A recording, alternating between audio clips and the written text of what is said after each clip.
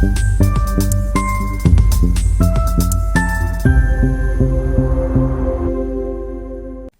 My dear friends, this is Vijay Nag. मैं एक junior Hindi translator हूँ, नॉर्थ सेंट्रल रेलवे प्रयागराज में हूँ। और आज मैं आपसे बात करना चाहता हूँ कि जूनियर हिंदी ट्रांसलेटर की जॉब प्रोफाइल क्या होती है, जूनियर हिंदी ट्रांसलेटर की सैलरी कितनी होती है और इसका रिक्रूटमेंट प्रोसेस क्या होता है। तो आप मेरे साथ बने रहिए, मैं आपको सारी सूचना यहाँ से प्रोवाइड करूँगा और आई होप आपको सेटिस्फेक्शन मिलेगा। आपको पता है कि अभी कुछ दिन पहले ही रिजल्ट जारी किया गया है जूनियर हिंदी ट्रांसलेटर का। अब डॉक्यूमेंट वेरिफिकेशन होना है, इसके बाद फाइनल मेरिट लिस्ट निकलेगी, इसके बाद उनका रिक्रूटमेंट हो जाएगा और वे अगले 2 साल तक प्रोबेशन पीरियड पे रहेंगे और उसमें नौकरी करेंगे। चलिए, तो मैं सबसे पहले आपसे बात करता हूँ जूनियर हिंदी ट्रांसलेटर की जॉब प्रोफाइल क्या होती है। इसमें कई कार्य आपको मिल जाते हैं। पहला तो अनुवाद, इसके बाद कार्यान्वयन यानी इम्प्लीमेंटेशन, और तीसरा है बहुत सारे अन्य कार्य मिल सकते हैं। तो अनुवाद में क्या आपको अनुवाद करना पड़ता है, क्योंकि पोस्ट का नाम ही है जूनियर हिंदी ट्रांसलेटर, मतलब हिंदी में आपको ट्रांसलेशन करना होता है। सिर्फ हिंदी में ही नहीं, बाईलिंगुअल आपको करना पड़ सकता है। तो दोनों चीज़ें हैं यहाँ पे, आपको हिंदी टू इंग्लिश भी करना पड़ सकता है, हिंदी टू इंग्लिश, और वाइस वर्सा, मतलब अंग्रेजी से हिंदी भी करना पड़ सकता है, या फिर दोनों में ट्रांसलेशन करना होता है, जिसको बोलते हैं बाइलिंगुअल ट्रांसलेशन। इसमें आपको क्या क्या ट्रांसलेशन करना होता है, इसमें आपको स्ट्रिक्टली फॉलो करना होता है राजभाषा अधिनियम 1976, इसके 3 को फॉलो करना होता है। ये सेक्शन है। इसमें प्रोविज़न क्या है कि जो भी लेटर्स या जो भी ऑर्डर्स आप जारी करते हैं, ऑर्डर्स मतलब ऑफिस ऑर्डर जारी होता है आपके ऑफिस से, आपके कार्यालय से, तो उनको आपको बाईलिंगुअल बनाना पड़ता है। सपोज़ ऑर्डर जारी हो गया अंग्रेजी में, तो इसको आपको हिंदी में भी ट्रांसलेट करना पड़ेगा, या हिंदी में जारी हो गया तो इसको आपको अंग्रेजी में भी ट्रांसलेशन करना पड़ेगा। तो ये बाईलिंगुअल बनाना पड़ता है। दूसरी चीज़ें, जो भी ऑफिस आपको काम दे, कोई भी लेटर ट्रांसलेट करने का काम दे, कोई भी नोटिंग ट्रांसलेट करने का काम दे, या फिर कोई भी वर्क आपको दे ट्रांसलेशन से रिलेटेड, तो उसे आपको करना पड़ता है। एप्लीकेशन, लेटर, नोटिंग, कुछ भी आपको मिल सकता है ट्रांसलेशन के लिए। ऑफिस ऑर्डर, कोई भी संविदा, निविदा, टेंडर वगैरह, कॉन्ट्रैक्ट वगैरह, आपको कुछ भी ट्रांसलेशन करने के लिए मिल सकता है। तो यही काम है ट्रांसलेशन का, सबसे पहला काम। दूसरा काम है इम्प्लीमेंटेशन यानी कार्यान्वयन। इसमें राजभाषा विभाग की तरफ से बहुत सारे कार्यक्रम, बहुत सारे स्कीम्स निकलते हैं, योजनाएं निकलती हैं हिंदी से रिलेटेड, तो उनको आपको इम्प्लीमेंट करना पड़ता है अपने ऑफिस में। हालांकि इम्प्लीमेंटेशन का काम आपसे हायर अथॉरिटी का रहता है, हिंदी ऑफिसर इसके लिए जनरली रहते हैं, हिंदी ऑफिसर। लेकिन अगर हिंदी ऑफिसर ना हो, बहुत सारे ऐसे ऑफिसर्स होते हैं जहाँ पे हिंदी ऑफिसर की कमी होती है, उनका रिक्रूटमेंट नहीं हुआ होता है, तो उस कंडीशन में आपको ही इम्प्लीमेंटेशन का काम भी करना पड़ेगा। इम्प्लीमेंटेशन में आपको वही चीज़ें जो हेडक्वार्टर ऑफिस से आपके पास आता है, तो उसको इम्प्लीमेंट करना पड़ता है हिंदी से रिलेटेड। जैसे हिंदी दिवस मनाना है, तो उसको आपको इम्प्लीमेंट करना पड़ेगा, हिंदी दिवस मनाने की पूरी जिम्मेदारी आपकी रहेगी। उसी तरह कोई वर्कशॉप करना है, वर्कशॉप कोई कार्यशाला करना है, हिंदी से रिलेटेड कुछ चीज़ें बतानी है आपको स्टाफ्स को, तो उसको ऑर्गेनाइज़ करने का भी पूरा जिम्मा आपका हो सकता है। कोई पत्रिका छापने के लिए कहा गया, तो वो भी आपको करना पड़ेगा। मैं जिस ऑफिस में हूँ प्रयागराज में, नॉर्थ सेंट्रल रेलवे इलाहाबाद में, तो यहाँ पे हिंदी ऑफिसर का पोस्ट खाली है, अभी ये रिक्त है। तो यहाँ पे मुझे ही सारा काम देखना पड़ता है, ट्रांसलेशन का भी और कार्यान्वयन का भी। प्लस अन्य वर्क क्या है, अन्य वर्क में आपको बहुत सारे काम मिल सकते हैं। इसमें आपको मीटिंग अटेंड करना पड़ेगा, इसमें आपको तिमाही बैठकें बैठानी पड़ेंगी। तिमाही बैठकें मतलब क्वार्टरली मीटिंग होती है, क्वार्टरली रिपोर्ट जाती है कि आपने अपने ऑफिस में कितना हिंदी में इम्प्रूवमेंट कितना हुआ है। मतलब आपको जनरली क्या करना होता है कि स्टाफ्स को हिंदी के लिए इनकरेज करना पड़ता है, मतलब सारे स्टाफ हिंदी में काम करें, इसके लिए इनकरेज करना पड़ता है। उनको आपको लेटर भेजते रहना पड़ता है, उनको सजेशंस देते रहना पड़ता है। तो एक प्रकार से ये समझिए कि क्योंकि ऑफिस में जो है, ज़्यादातर ऑफिस में इंग्लिश में काम होता है, तो उसको आपको स्टाफ्स को आपको इनकरेज करना पड़ता है कि आप हिंदी में काम करें। तो ये पूरी जिम्मेदारी आपकी होती है। इसमें आपको क्वार्टरली मीटिंग ये आपको ऑर्गेनाइज़ कराना पड़ता है। क्वार्टरली मीटिंग एचओडी कराते हैं, मतलब एचओडी की अध्यक्षता में होता है। इसके बाद आपको हाफ ईयरली मीटिंग में भी जाना पड़ता है। हाफ ईयरली मीटिंग, छमाही बैठक, ये जनरली नराकास वगैरह कराते हैं। नराकास क्या होता है, एक नगर राजभाषा कार्यान्वयन समिति होता है, अपने नगर में होता है, अपनी सिटी के अंदर होता है, तो उसका मेंबरशिप आपको लेना पड़ता है, तो उसकी मीटिंग में भी आपको जाना पड़ता है। हालांकि नराकास वगैरह की बैठकों में एचओडी को ही बुलाया जाता है, एचओडी मतलब हेड ऑफ डिपार्टमेंट को बुलाया जाता है, लेकिन उनके साथ साथ आपको भी जाना पड़ता है, क्योंकि जो मीटिंग में बातें होंगी उनको तो आप ही लिखेंगे और उस पर जो मिनट्स बनाएंगे वो आप खुद ही बनाएंगे। तो ये सारे काम होते हैं अन्य वर्क में। और दूसरे कार्य अन्य वर्क में क्या आते हैं, वर्कशॉप वगैरह आयोजित कराना होता है। वर्कशॉप मतलब हिंदी से रिलेटेड, इसमें आपको बताना पड़ता है कि हिंदी में आप कैसे काम कर सकते हैं, कंप्यूटर पर हिंदी को आप कैसे अप्लाई कर सकते हैं। तो इन सारी चीज़ों को, या फिर किस तरह के लेटर आपको बनाने पड़ते हैं, मतलब लेटर को आप हिंदी में कैसे लिख सकते हैं, नोट को आप हिंदी में कैसे बना सकते हैं, किस तरह के लेटर को आप हिंदी में काउंट करेंगे, किस तरह के लेटर को अंग्रेजी में काउंट करेंगे। तो ये सारी चीज़ें जो है आपको करानी पड़ती हैं वर्कशॉप के अंदर। वर्कशॉप जनरली हेडक्वार्टर के निर्देश के अनुसार ये जनरली 4 टाइम्स होना चाहिए साल भर में, लेकिन अगर आप 2 बार भी कर रहे हैं तो ये काफ़ी है। ठीक है, तो ये हिंदी वर्कशॉप आपको कराना पड़ता है। दूसरी चीज़ है हिंदी दिवस। हिंदी दिवस आपको 14 सितंबर को मनाया जाता है हिंदी दिवस। तो हिंदी दिवस भी मनाने की जिम्मेदारी आपकी पूरी रहती है। इसमें आपको स्टाफ्स को ये बताना होता है कि हम हिंदी दिवस मनाने जा रहे हैं, इसमें आपको पार्टिसिपेट करना है। और हिंदी दिवस में क्या होता है, इसमें बहुत सारे प्रोग्राम्स आयोजित होते हैं जिसमें आपको हिंदी से रिलेटेड कॉम्पिटिटिव एग्जाम्स आयोजित कराना होता है, और जो उसमें पास कर जाते हैं तो उनको आपको पुरस्कृत भी करना होता है। तो इस तरह के कार्यक्रम मतलब आप अपने तरीके से बना सकते हैं। ये चिंता नहीं करना है कि आपको अपने पॉकेट से पैसा बेयर करना पड़ेगा, ऐसा नहीं है, ये डिपार्टमेंट की तरफ से बेयर होगा पैसा। तो ये सारी चीज़ें हैं। आई होप आपको समझ में आ गया होगा कि हिंदी ट्रांसलेटर को क्या क्या काम करना पड़ता है। चलिए बात करते हैं अब वेतन की। इसमें वेतन कितना रहता है? देखिए, हिंदी ट्रांसलेटर के लिए, जूनियर हिंदी ट्रांसलेटर, इसमें ट्रांसलेटर्स 3 तरह के हो सकते हैं। मतलब रिक्रूटमेंट जो होता है वो JST का होता है, SHT का होता है और हिंदी प्राध्यापक का होता है। ठीक है, तो जूनियर हिंदी ट्रांसलेटर का जो वेतन होता है वो लेवल 6 होता है। लेवल 6 कितना होता है?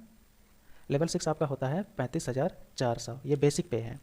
ठीक है, ग्रॉस पे की अभी बात नहीं कर रहे हैं, ये बेसिक पे है, ये शुरुआती वेतन होता है, इनिशियल।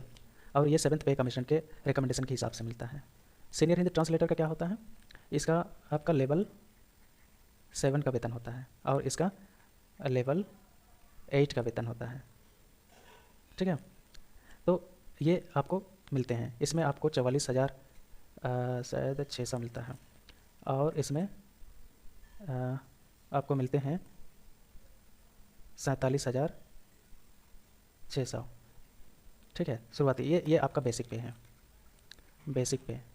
तो धीरे धीरे आपको ईयरली इंक्रीमेंट होते रहता है। इसमें लगभग 3% का इंक्रीमेंट होते रहता है, हर ईयर होता है। उसके साथ साथ आपको DA मिलता है, TA मिलता है, HRA मिलता है। तो ये अलग अलग सिटी के हिसाब से अलग अलग होता है। HRA अभी सिटीज़ को एक्चुअली X, Y, Z में डिवाइड किया हुआ है, तो हर सिटी के लिए जो है HRA अलग अलग है। मैं अभी Y सिटी में हूँ, तो यहाँ पे मुझे 18% का HRA मिलता है, मतलब बेसिक पे का 18% का HRA मिलता है। और DA इस वक्त जो है वो 38% हो गया है, और TA आपको करीब 2400 आसपास मिलता है। Y सिटी की बात कर रहे हैं, बाकी सिटीज़ की अलग अलग है। जैसे X सिटी में थोड़ा सा ज़्यादा मिलता है और इसको थोड़ा महंगा भी माना जाता है, फिर Z सिटी में थोड़ा सा कम मिलता है। ठीक है, तो चलिए मैं आपको अपना सैलरी स्लिप दिखा देता हूँ और इसमें आपको अनुमान हो जाएगा कि कितना वेतन मिलता है। अब मुझे नौकरी के 3 साल हो चुके हैं, 3 साल से ज़्यादा हो गए हैं, अभी जनवरी पहुँचेगा तो 4 साल हो जाएगा। ठीक है, इसमें आप देख सकते हैं कि मेरी सैलरी कितनी है। इसमें नेट पे मुझे 69,240 मिला था। ये नेट पे आप यहाँ पे देख सकते हैं, मतलब इन हैंड सैलरी इतनी मिली थी मुझे। ठीक है, तो इसमें बेसिक पे अभी मेरा जो है बेसिक पे है 38,700 मेरा बेसिक पे है अभी। तो ये आपका नेट पे है। बेसिक पे मतलब प्लस DA, TA, HRA सबको मिला करके मुझे अभी इतना मिला है। ठीक है, अब ये मुझे 69,240 जो मिला है, ये मुझे मिला है कुछ और अलाउंस इसको इंक्लूड करके मिला है। क्या क्या मिला है इसमें मुझे, मैं बताता हूँ। इसमें ग्रॉस पे मेरा बना था 75,575। ठीक है, इतना ग्रॉस पे मेरा बना था। और इसमें मुझे कुछ कुछ अलाउंसेस मिले हैं। देखिए यहाँ पे DA मिला है, DA मेरा ये 14,706 बना है। फिर एरियर मिला था, क्योंकि इस बार DA का इंक्रीमेंट हुआ था 4% का, तो पिछले कुछ महीनों का 3 महीने का एरियर मिला था, ये 4,644। फिर HRA मिला है मुझे 6,966, और ट्रांसपोर्ट अलाउंस मुझे मिला है 2,484, और एरियर ऑफ ट्रांसपोर्ट अलाउंस मुझे मिला है 216। और मुझे रिम्बर्समेंट एक स्कीम निकला था, बैग ब्रीफ केस ये खरीदने का एक स्कीम निकला था, स्टाफ्स को दिया गया था। तो जो बैग खरीदेंगे उनको उनका रिम्बर्समेंट मिलेगा, तो मुझे रिम्बर्समेंट मिला था 3500 रुपये। और एरियर कंटिजेंट, मैंने कंटिजेंट क्लेम किया था क्योंकि मुझे हेडक्वार्टर मतलब अपने ऑफिस से कहीं और मूव करना पड़ा था फाइल वगैरह साइन करने के, मतलब ऑफिशियल ड्यूटी पे मैं था, तो उसका भी मैंने कंटिजेंट क्लेम किया था, तो 579 रुपीज़ मिले थे। और एरियर ऑफ TA ये आपका बना था 3,080 रुपीज़, 780 रुपीज़। तो ये टोटल मिला के मुझे मिल गया था, टोटल कितना मिला था मुझे, मैंने आपको बताया है 75,575 रुपीज़, ये मुझे ग्रॉस मिला था। ठीक है। इसमें कुछ डिडक्शन भी होता है, जैसे इसमें रिक्रिएशन क्लब, ये ऑफिस का ही एक सब्सक्राइब करना पड़ता है, ये इसमें 50 रुपीज़ कटता है। और इसमें इंश्योरेंस स्कीम, इसमें 30 रुपये कटा। और CGHS ये मेडिकल फैसिलिटी है, इसमें मुझे 450 रुपये कटा। और NPS ये तो सब्सक्राइब करना पड़ता है हर सेंट्रल गवर्नमेंट एम्प्लॉय को, इसमें 5805 रुपीज़ कटा। तो ये डिडक्शन हुआ है, टोटल डिडक्शन मतलब इनमें ग्रॉस में टोटल डिडक्शन हुआ है। इसके बाद नेट पे मुझे मिला है 69,240 रुपीज़। तो आई होप आपको क्लियर हो गया होगा कि सैलरी स्ट्रक्चर के क्या होता है और इसमें कितनी सैलरी मिलती है। ये मैं बात कर रहा हूँ वाई की। एक्स में थोड़ी ज़्यादा अलाउंसेस रहते हैं तो उसमें आपको ज़्यादा पेमेंट मिलता है, वाई में थोड़ा सा कम मिल जाता है। चलिए अब बात करते हैं जॉब कितना पेचीदा होता है। देखिए नौकरी कितना कम्बरसम होती है वो डिपेंड करता है ऑफिस पे और फिर आप पे। मेरा मतलब ये है कि अगर आपको अच्छा ऑफिस मिला, आपको कोई परेशान नहीं करने वाला रहा, तो आपका काम बहुत ही ईजी रहेगा और आपको आप जॉब को बहुत एंजॉय करेंगे। लेकिन ऐसा ऑफिस मिला जहाँ पे हिंदी को वैल्यू नहीं दिया जाता है और जहाँ पे जो है आपको परेशान किया जाता है, तो वो ऑफिस आपको बिल्कुल अच्छा नहीं लगेगा और नौकरी भी अच्छी नहीं लगेगी। तो इस पे डिपेंड करता है। और ऐसे जनरल की बात करें तो ये जॉब बहुत ही अच्छा होता है। इसमें मतलब आपको किसी तरह की कोई परेशानी नहीं रहती है, सिर्फ आपको एक अलग चैम्बर दिया जाता है, लेकिन हर जगह पे अलग चैम्बर नहीं होता है, कहीं कहीं पे हिंदी अनुभाग अलग से होता है। तो इसमें आपको सिर्फ अनुवाद करना होता है। अगर आपके सुपीरियर हों, मतलब SHT हों या फिर हिंदी ऑफिसर हों, तो आपको ज़्यादा काम नहीं करना पड़ेगा, सिर्फ अनुवाद का काम करना पड़ेगा। SHT आपसे ऊपर का काम करेंगे और ये इम्प्लीमेंटेशन का काम करेंगे। आप अनुवाद करेंगे, SHT को दिखाएंगे, फिर ये इनको दिखाएंगे और फिर ये फाइनल हो जाएगा। ठीक है, तो इसमें आपको बिल्कुल भी परेशानी नहीं होगी। दूसरी चीज़, जैसे मैं आपको बता चुका हूँ कि ऑफिस पे डिपेंड करता है। जैसे कई ऑफिस में क्या होता है कि एक हिंदी अनुवादक को, हिंदी ट्रांसलेटर को बहुत सारे काम दिया जाता है। जैसे ट्रांसलेशन के अलावा बहुत मतलब अलग अलग काम दिए जाते हैं। जैसे अगर कोई दूसरे स्टाफ के काम भी दिए जा सकते हैं, तो ऐसे में थोड़ी सी परेशानी हो जाती है। परेशानी क्या होती है कि मतलब आप हिंदी का काम ठीक से नहीं देख पाते हैं, तो ये एक परेशानी होती है। और बाकी काम में अगर आप इंटरेस्टेड नहीं है तो आप मना भी कर सकते हैं, ऐसी कोई बात नहीं है कि मैं भैया हिंदी के लिए आया हूँ, मैं कोई दूसरा काम क्यों करूँ, तो आप मना कर सकते हैं। अगर आपने मना नहीं किया तो फिर आपको काम करना पड़ जाएगा। मैं जिस ऑफिस में हूँ, मैं हिंदी अनुवाद के अलावा मैं बहुत सारी चीज़ें देख रहा हूँ। एक बार तो मैं पास और PTO का काम भी देखता था। पास PTO मतलब ये मैं इशू करता था। ठीक है, इशू नहीं मतलब मैं बनाता था और इशूइंग अथॉरिटी तो कोई और होते हैं, लेकिन बनाने में भी काफ़ी समय चला जाता है। इसमें मतलब रेलवे, क्योंकि मैं रेलवे में हूँ तो रेलवे में लोगों को पास की फैसिलिटी मिलती है, ट्रेवल पास, प्रिविलेज पास की फैसिलिटी मिलती है, ड्यूटी पास की फैसिलिटी मिलती है, तो वो बनाना पड़ता था मुझे। ठीक है, और दूसरी बात, मैं ट्रेनिंग वगैरह भी करवाता हूँ। ठीक है, ट्रेनिंग मतलब मुझे ये एक्स्ट्रा काम मिला हुआ है, ट्रेनिंग का काम। तो हालांकि शुरू में थोड़ी परेशानी हुई, लेकिन मैं अब मुझे पता चल गया है कि अब मुझे कैसे कराना है, तो मैं ये काम भी देख रहा हूँ। हालांकि इससे थोड़ा सा हिंदी का काम प्रभावित हो जाता है, और जब लोगों को आदत लग जाती है कि आप दूसरे काम भी अच्छे से कर लेते हैं, तो वो काम और ज़्यादा दे देते हैं आपको, फिर हिंदी का काम उससे डिस्टर्ब हो जाता है। तो ये अच्छा रहेगा कि शुरू में ही आप कहें कि मैं सिर्फ हिंदी का काम करना चाहता हूँ, दूसरे काम नहीं करना चाहता हूँ। ठीक है, ऐसे भी राजभाषा विभाग के साइट पर बहुत सारे ऐसे आपको ऑर्डर्स मिल जाएंगे जिसमें ये क्लियरली लिखा है कि एक JHT से सिर्फ हिंदी का ही काम लिए जाएं या सिर्फ ट्रांसलेशन का ही काम लिए जाएं। ठीक है, और दूसरे काम आप तभी ले सकते हैं जब कोई हिंदी ट्रांसलेटर खाली बैठा हो या फिर उनके पास अगर समय ना हो तो कोई दूसरा काम भी देख सकता है। ठीक है, ये क्लियरली राजभाषा साइट में ऑर्डर्स मिल जाएंगे।